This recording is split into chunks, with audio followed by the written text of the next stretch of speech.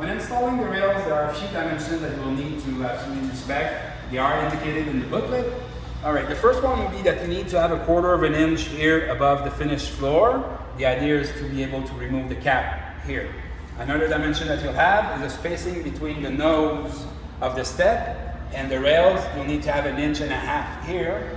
And also, between your rail support and the finished wall, you'll need to have 4.25 inches here.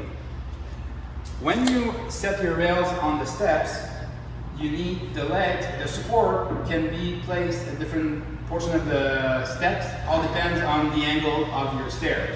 So it may not be the same for different stairwells.